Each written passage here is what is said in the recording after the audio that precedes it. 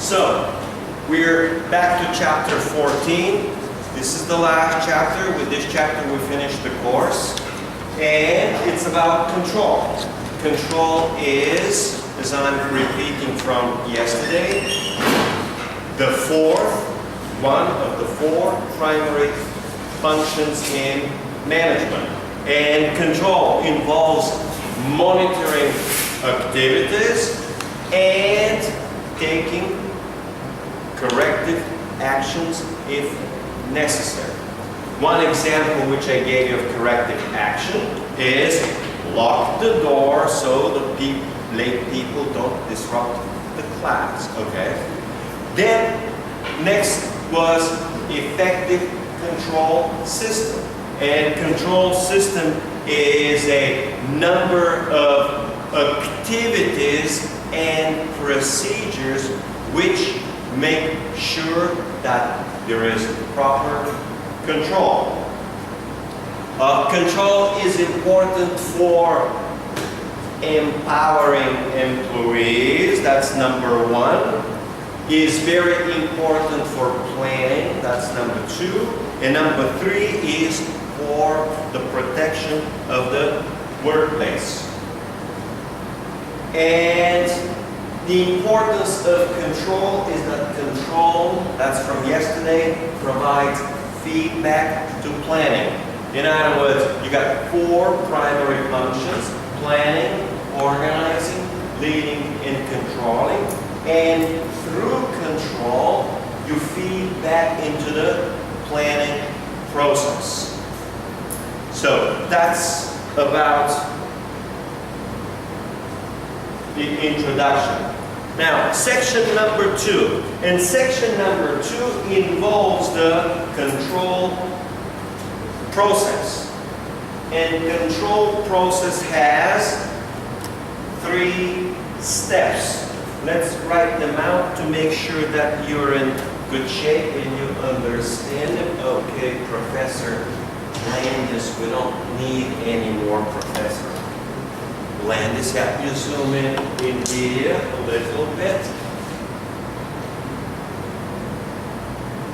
And step number 1 is measurement.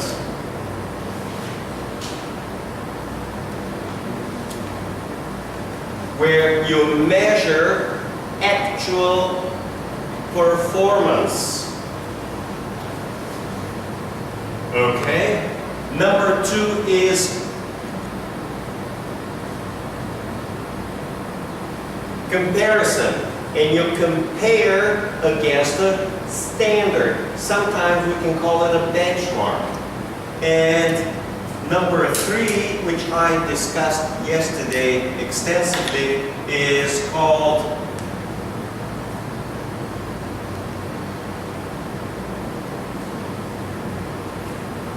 corrective action.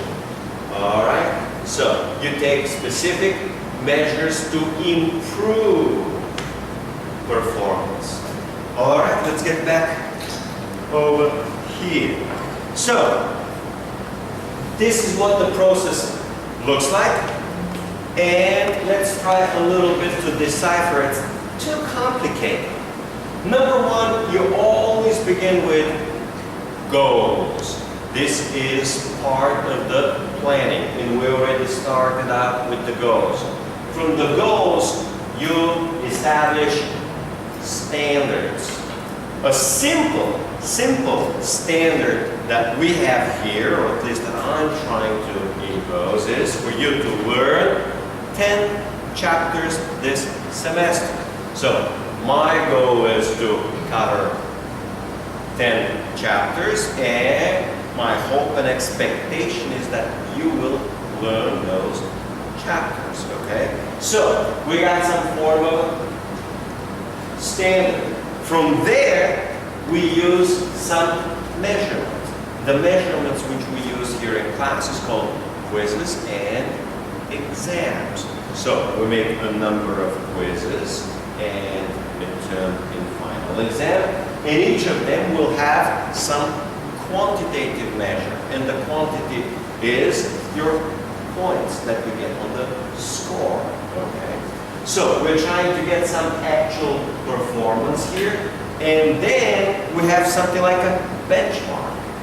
And benchmark is, what do we measure up against? Well, first of all, your score is designed to be between 0 and 100. And we measure up against it's called the grading criteria. If you get between 80 and 100, you get a grade of A. Or if you get between 0 and 50, you get E, or failure. So these are some of the examples. Now, when you have a measurement over here, you will see whether performance was adequate or inadequate. In other words, whether performance was good or bad. Okay? And then, if the performance is good, and you say yes, then pretty much we don't do much, we don't do anything. Okay? So, if everything's okay, you don't have to do anything to correct it. Okay?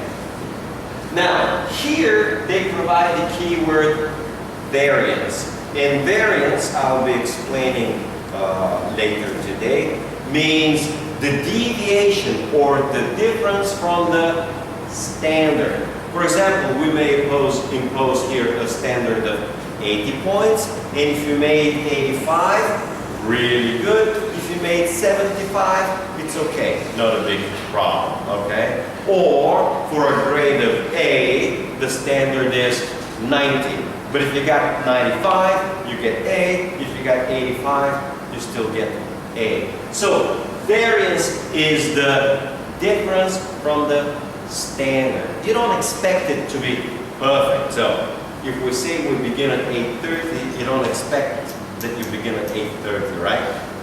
Well, you begin 8:32, 8:34, 2, 3, 4 minutes is okay, right? Not in Germany, right?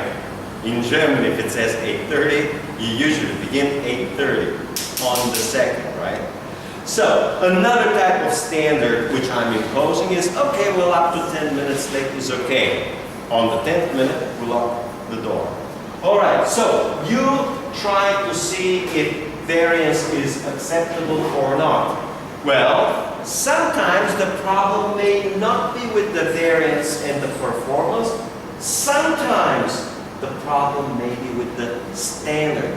Maybe the standard is not good or not good enough. Maybe the standard is too low, or maybe the standard is too high. So this is what the process looks like, and this is what I'll be discussing over the next 10-20 minutes over this lecture. All right, so first of all, what do we measure and how? And let's again write what do we measure, and now we're here on the topic of how. Number one is observation. You just look. It's a simple observation. The classroom is half full, okay? I don't need numbers to know that we got a lot of students missing today, right? Everyone can see with their own eyes. So, simple observation with the eyes, and you can see what's going on, right? So that's number one. Number two, statistical report. Statistical report.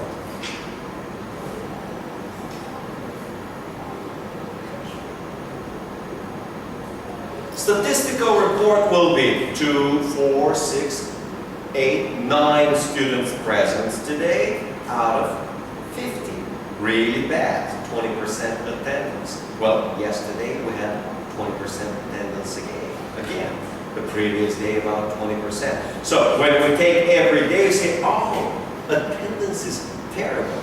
We got a really bad attendance problem, okay? Number three would be oral report. Oral report is what I actually did when I went to my boss and said, hey boss, look, we got a problem with attendance. These kids aren't coming to class And in accounting, the problem is even bigger. They come without homework. Okay, they come unprepared. They come like on vacation, right? So, it's a simple oral report. I don't have to write anything, but I just go to the boss and I tell him, hey, this is what's happening. You should know and you should understand what is happening and maybe what needs to be done. And I tell them, look, most of these kids are going to fail, at least in accounting, right? And the last one is written report.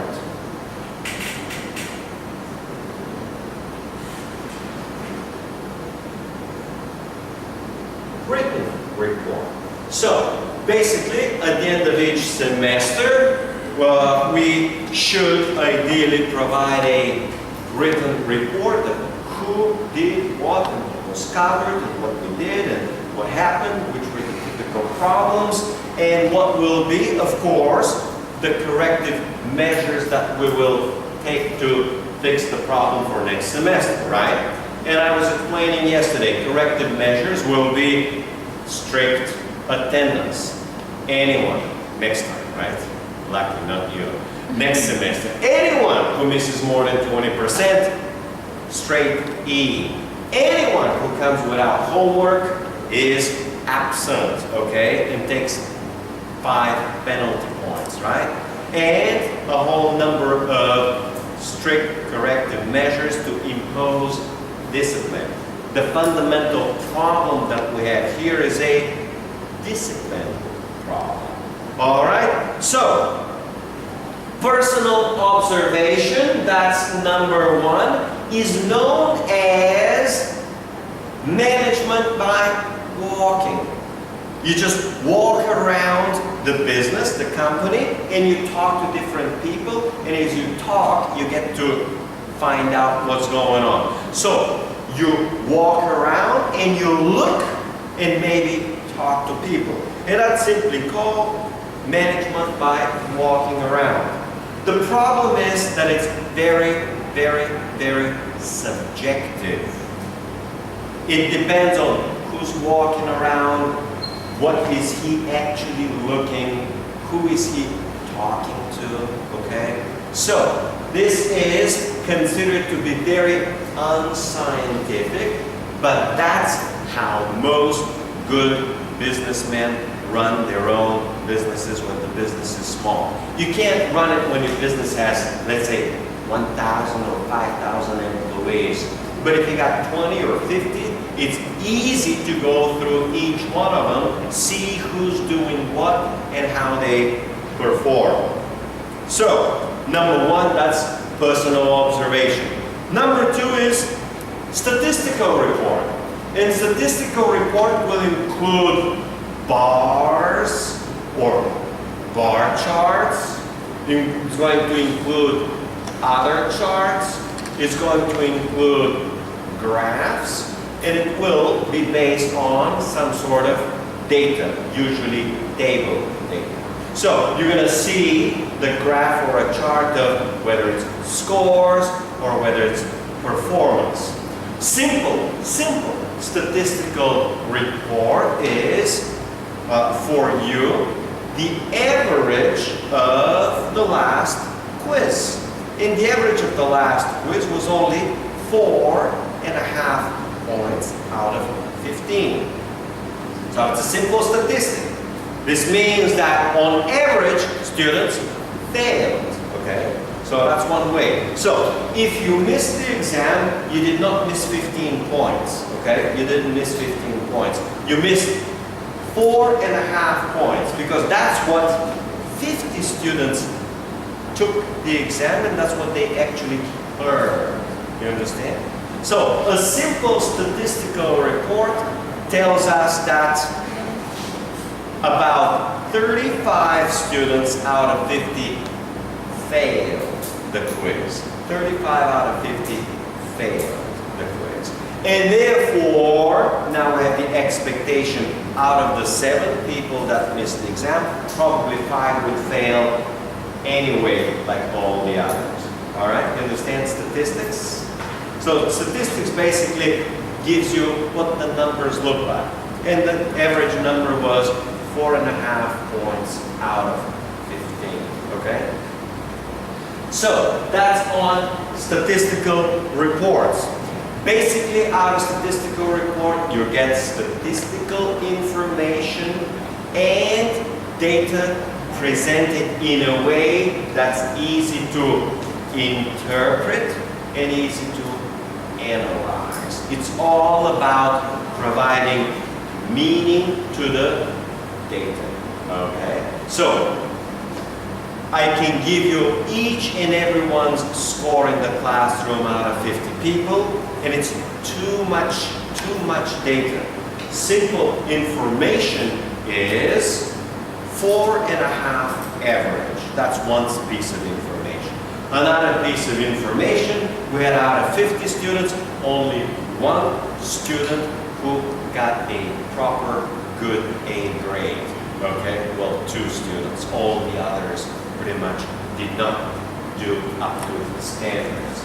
Let's see what these guys are doing. They're going to say that we're going to be moving to another room. So that's number 2. Number 3 will be, number 3 over there will be oral report. An oral report will include, you just talk to the boss. You go and talk to the boss, or the boss will come and talk to you, okay? Another one will be a conference. You get a conference call. Conference doesn't mean, has in business not the meaning that you use to make a big conference of 500 people. Conference is just maybe 10 or 20 people get together from the same business and they discuss the business.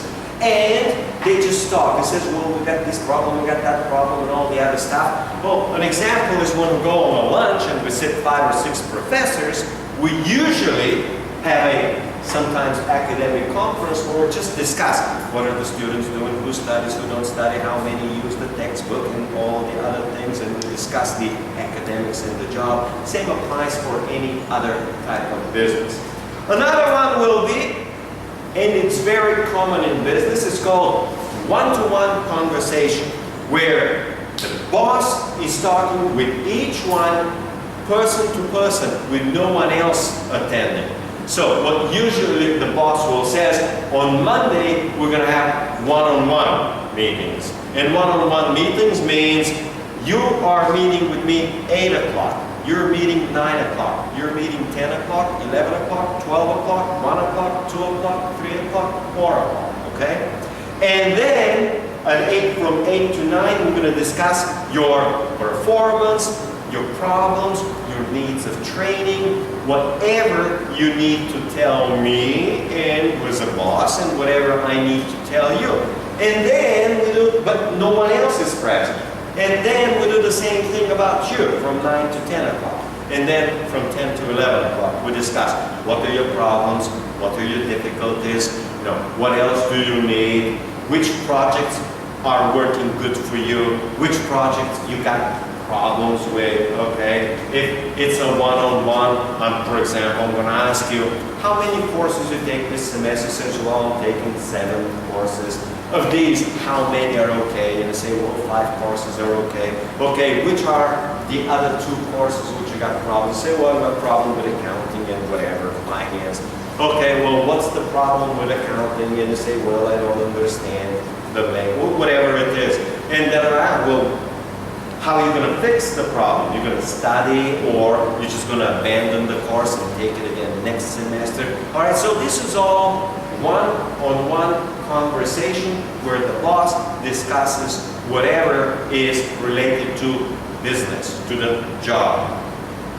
And the other one, back in the old days, they did telephone calls, okay? Now you do, it's called video conferencing. The boss will talk to some of the people, and they're going to turn on Skype, right? I think you guys use Line here, something like that, whatever it is, the software that you use. Okay, and finally, number 4 is written reports. Usually, every so often, maybe every month, maybe every 3 months, or 6 months, or every year, there's got to be some sort of a written report.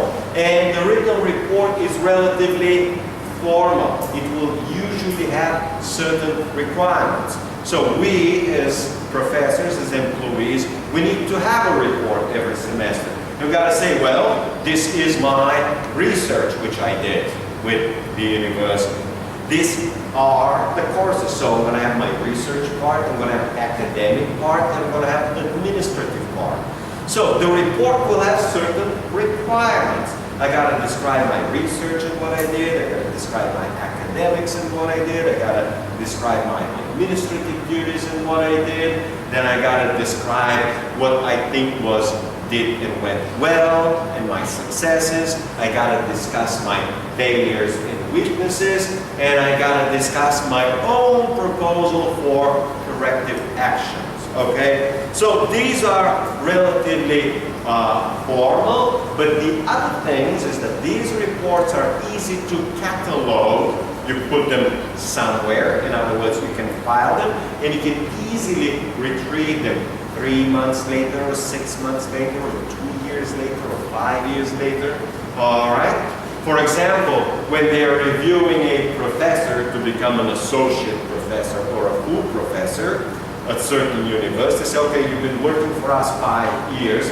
Let's pull your last 10 reports, you report every 6 months, and see over the last 10 reports what you did. Let's see your research activities, let's see your teaching activities, let's see your administrative activities, let's see your applications, let's see whatever student evaluations and everything else. So, written reports. Alright, so that's how managers measure and how they do. Is it these 4 ways? Now, we move on what to measure. And here the question is, what are the criteria? What is the standard? Well, the example in our case is, for example, we measure your score by performance. Now, what about restaurant? What is a restaurant going to measure? Well, a restaurant is going to measure the time from the first time the customer shows up at the door until their order is taken. Okay? If it's an order is taken.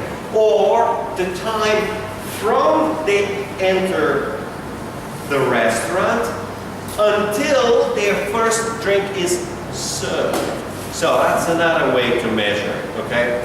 Another type of simple measurement is the time from ordering a meal until the time of delivering the meal. Well, does it take 3 minutes, or does it take 20 minutes, or does it take 45 minutes? And if you study, you know that 45 minutes is unacceptable, not good.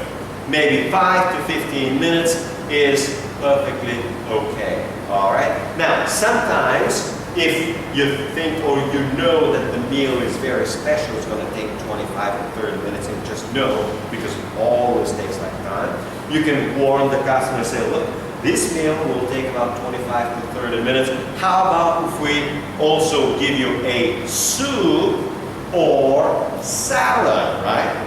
Besides the drink, because it's going to take a longer time. Or would you like to change the order for a meal which is shorter? Okay? Now, for example, you may be going and paying, let's say, your internet or your mobile. And if you're paying, you're actually walking in the office. It may be time to wait on the line until the customer is served. You can measure that one. Now, another measure, which is also a very good measure, they do this in Europe because we always walk in the office, is measure how much time it takes to serve one customer.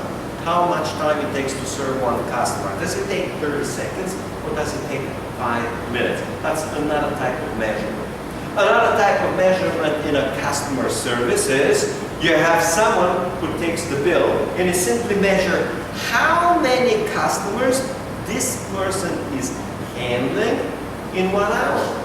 Do they handle 5 people or do they handle 25 people? Okay? Or 55 people? Okay? Now, if you're in Big C, what is very important is the checkout lane, say with Tesco. Okay? Well, you want to measure when the customer shows up and they try scanning how much is the overall time to service one customer. And you say, well, but some customer will have 5 items, another customer will have 55 items, right? Well, the problem here is solved with big numbers. Yeah, but over the course of a day, the average is 16 items, okay? So you measure, okay, this checkout clerk is doing 12 customers an hour, and this is doing 25 customers an hour. Oh, so this is somehow probably 2 times faster than the other one, all right? So these are all simple things that you can measure, and I just gave you examples with customer. With customer, let's say, satisfaction or customer performance. Now here's a hotel. In a hotel, the customer, is not really yet a customer, a potential customer walks into the front desk to inquire about a room, okay? And you want to measure the time from the moment the customer walks into the hotel until the customer walks into his room. So, how much time is going to take for him to find out he's got a room, what is the price, what are the conditions, register the customer, right, give him a key, and the customer enters a room. When I was in Singapore, it took me about 7, 8, no more than 10 minutes from walking to the front desk. Within 7 minutes, I saw the room, I liked it. Within literally 5 minutes, they got the document, got the payment, everything, 6, 7 minutes, and I was ready on my way to tour the country, all right? So, very quick, very fast, very efficient.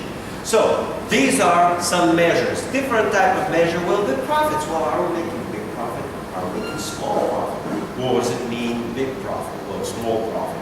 In finance, we use it's called return on capital. In other words, what is the ratio of profit to your capital, to your equity? You're making a big profit relative to your capital or a small profit relative to your capital. Okay? If it's employees, another measure is absenteeism. Well, how many days did they miss this year? Did they miss just 2 days or 12 days or 24 days, right? Or 55 days? Are they sick too often? Okay? Or late time, late arrival. Are they late always 2-3 minutes, or are they late 15, 20, 25 minutes? Okay? Are they late a lot, or are they late little? Well, we just want to know how many minutes late. 7 minutes late, right? On average. So you want late. Okay. Another one measure is turnover. Turnover has 2 completely different meanings. One is related to the final product. You got certain inventory, how many days it takes to sell the inventory and then restock with inventory. That's the turnover of the goods, merchandise. Turnover is employee turnover is how soon an employee leaves and you gotta hire a new employee. For example, in a university, I'm making a number, but it's a very good one. The turnover of professors is between 5 and 10%. What does it mean, 5 and 10%? Means if you have 20 professors, if you have 20 professors in the faculty, you would expect that maybe 1 or 2 professors will leave this year. And they gotta hire 1 or 2 people to fill their position. Now, if you have 20 professors and 4 or 5 leaves, you probably have a problem, okay? You can't keep them. And if every year you're losing 4 or 5 professors, you got a serious problem, okay? So these are all simple measures, but the problem is we don't have perfect standards. You have to use common sense. And for restaurant, you're going to use one types of measures. For a hotel, you're going to use a different type of measures. For a university, you're still going to use a third type of measures, okay? You will have some universal measures like financial numbers. Well, this is what finalist looks like, okay? All right, so what do they measure? Okay. And we call these, we like to call them performance indicators. Or indicator is usually a number which tells you something about something else. All right, performance indicator. Okay, are they performing good or not? A simple performance indicator for a waitress is how many tables is she serving? 3 tables or 5 tables, right? Another simple performance indicator is how many customers, number of customers, or number of tables, or all of those little things. All right, so that was step number 1, which is measurement. Now we move to step number 2, which is comparison. And you do a comparison by measuring or by calculating the difference between your actual measurement and your standard. You got a standard, sometimes the standard we call a benchmark, okay? The standard, let's say for a payment, let's say mobile phone bill, you go to the office and you pay mobile, is 1 minute, no more. So it takes about 1 minute to make the payment, you know, get the receipt, payment and everything, okay? And the standard is no more than 3 to 4 minutes of total time waiting and service. Within 3 minutes, the customer should be done and gone. If it's more than 3 minutes, there is some kind of a problem somewhere. You need one more cash register, or those cashiers that work there are not fast enough. Whatever the problem is, if it takes more than 3 minutes, it's a problem, okay? So, you got a standard and you got actual performance, and the difference is called deviation. Deviation, okay? So, that's the one, deviation. And you also provide what is called a range or acceptable range of variation. Acceptable range of variation is, let's say this, the average time to service a customer is 1 minute. But if it's 30 minutes, it's okay. If it's up to 1.5 minutes, it's okay. All right? I mean, nothing terrible is going to happen if the service wasn't 60 seconds but took 70 seconds. 70 is still okay, right? But if it takes more than 2 minutes, that's already showing that there may be a problem, okay? So, you will have a particular standard, and then you have something which is right around the standard. I think we got here a chart, okay? All right, so these are, again, from the previous one. Personal observation, statistical reports, the oral reports, the written reports, already did that.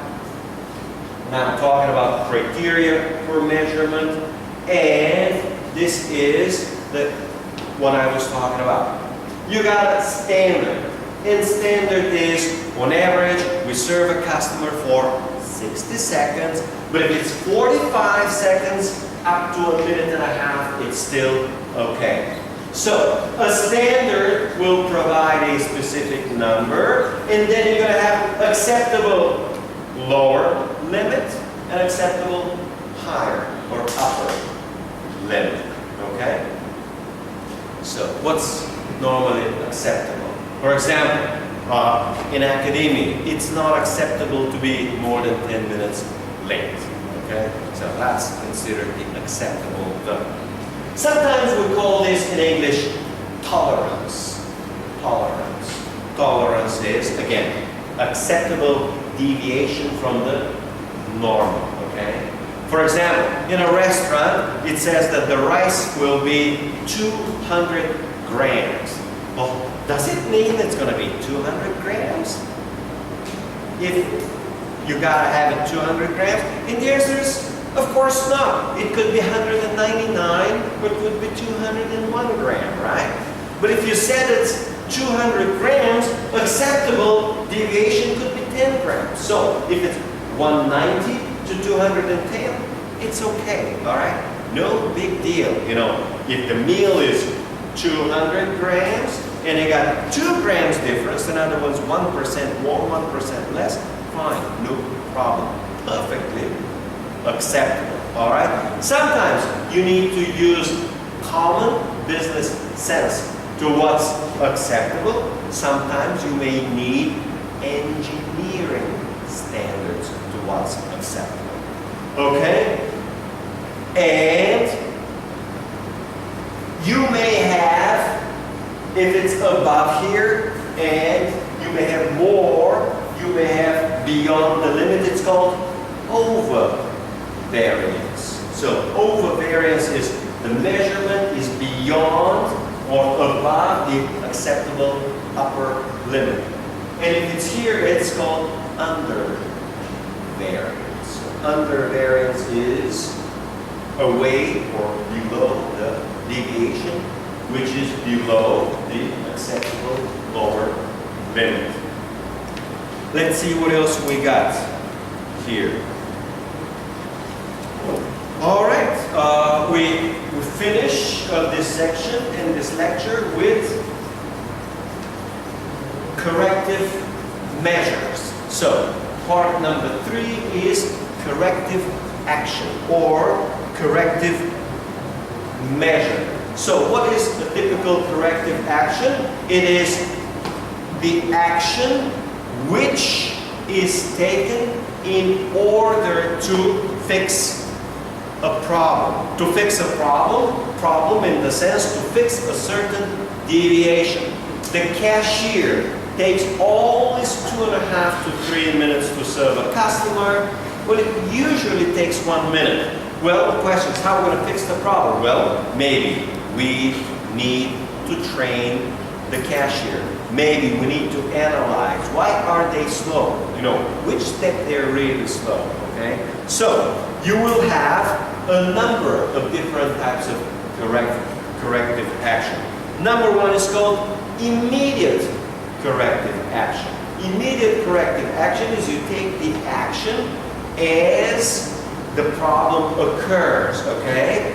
For example, manager sees that it's already taking too long to serve the customers and what's going on. If you go say, hey, manager of the restaurant, what's really the problem? Is there a problem? And the customer says, no problem. Or the customer will immediately tell you what's the problem, okay? So, that's the immediate one.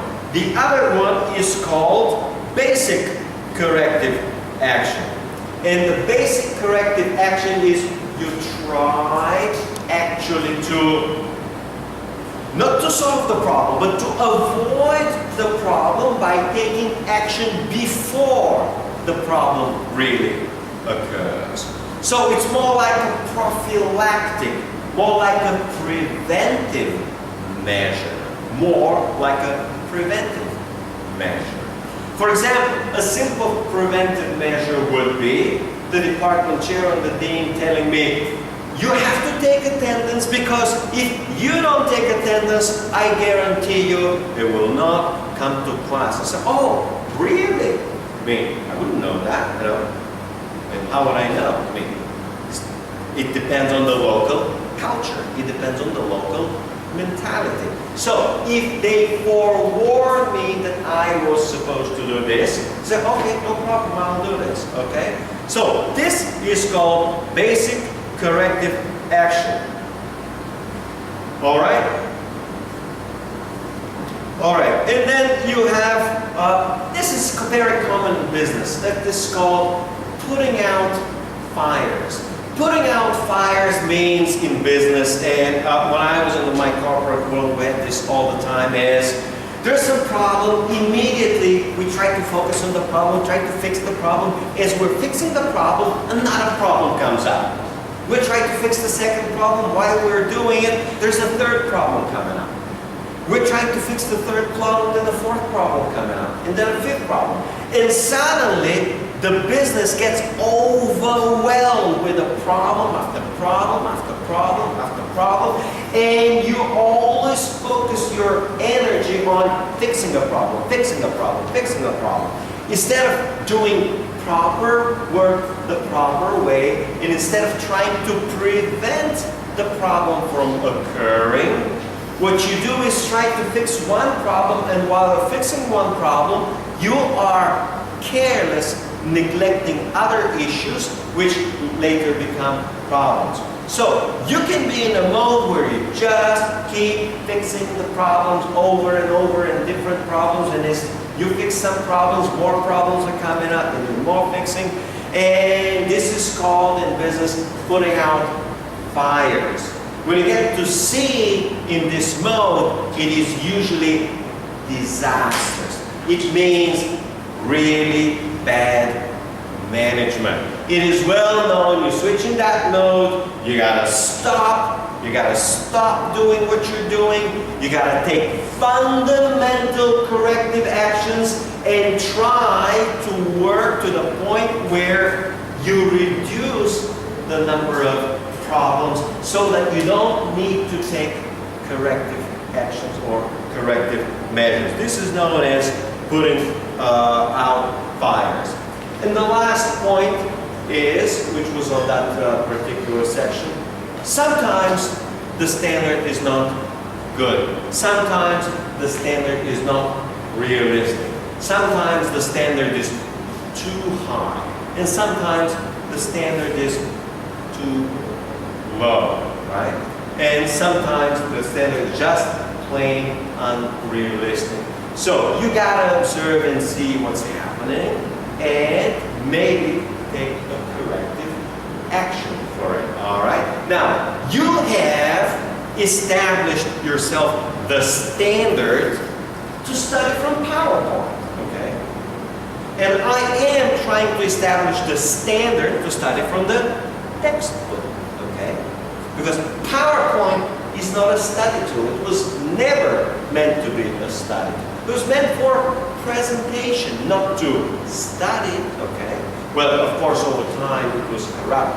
So now I'm trying to take corrective measures to try to teach you and educate you and hope that you will learn that you have to actually learn and study either from class or watching the videos and from the textbook, okay? Not by just reading PowerPoint. PowerPoint is not going to give you any good education, all right? So sometimes you need to change your own standards, okay? Well, sometimes we may have to change our standards, okay? But the point is maybe the standard is unrealistic, okay? Maybe you will never change, right, and study from the textbook. The answer is I don't know, but I have to take corrective measures and I have to try. And it's up to you to make the change or not to make the change, all right? Was this good enough? Section finished, lecture finished.